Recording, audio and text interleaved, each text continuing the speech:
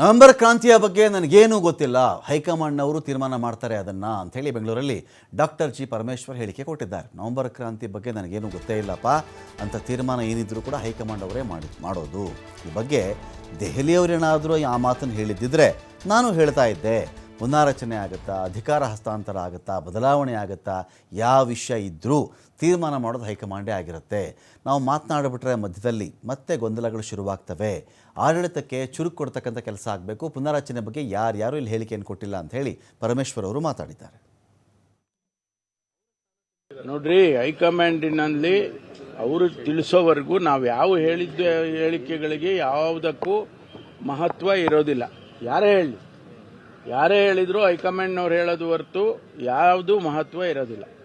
ನನಗೆ ನೋಡಿ, ಅವಕಾಶ ಕೊಡ್ತೀವಿ ಅಂತ ನಮಗೆಲ್ಲ ಆಲ್ರೆಡಿ ಮುನ್ಸೂಚನೆ ಕೊಟ್ಟಾಗಿದೆ ಅಂತ ಹೇಳ್ತಾ ಇದ್ದಾರೆ. ಅದನ್ನೆಲ್ಲ ಗಮನದಲ್ಲಿ ಇಟ್ಕೊಂಡೇ ಹೈಕಮಾಂಡ್ನವ್ರು ಮಾಡ್ತಾರೆ.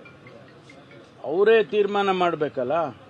ಈಗ ಎರಡೂವರೆ ಅಂತ ಆಯ್ತು, ಈಗ ರಿಷಫಲ್ ಅಂತ ಆಯ್ತು, ಈಗ ಲೀಡರ್ಶಿಪ್ ಚೇಂಜ್ ಅಂತ ಆಯ್ತು. ದಿನನಿತ್ಯ ಈ ರೀತಿ ಕನ್ಫ್ಯೂಷನ್ ಆಗ್ತಾ ಇದ್ರೆ ಆಡಳಿತದ ಮೇಲೆ ಇದು ಬೀಳೋದಿಲ್ವಾ? ಆಡಳಿತ ನಮಗೆ ಚೆನ್ನಾಗಿ ಆಗಬೇಕು ಅಂತಂದ್ರೆ ಇದೆಲ್ಲ ನಿಲ್ಬೇಕು. ಇದೆಲ್ಲ ನಿಂತು ನಾವು ಆಡಳಿತದ ಕಡೆ ಗಮನ ಕೊಡಬೇಕು. ಆ ಭಾಗದಲ್ಲಿ ಫ್ಲಡ್ಡಿಂಗ್ ಆಯಿತು, ಇಲ್ಲಿ ಕೂಡ ಸಿಟಿಯಲ್ಲಿ ಫ್ಲಡ್ಡಿಂಗ್ ಆಯಿತು, ಈಗ ರಸ್ತೆಗಳು ಸರಿಯಾಗಿ ಆಗ್ತಿಲ್ಲ, ಗುಂಡಿಗಳು ಬಿದ್ದಿದೆ, ಈ ಥರ ಎಲ್ಲ ಮಾತುಗಳೇನು ಬರ್ತಾ ಇದೆ, ಇದನ್ನೆಲ್ಲ ನಿಲ್ಲಿಸೋದಕ್ಕೆ ನಾವು ಆಡಳಿತ ಚುರುಕುಗೊಳಿಸ್ಬೇಕು. ಬಿಟ್ರೆ ಈ ಒಂದು ಗೊಂದಲದಲ್ಲಿ ನಾವು ಇರೋದು ಸರಿ ಇಲ್ಲ. ನೋಡ್ರಿ, ಹೈಕಮಾಂಡಿನಲ್ಲಿ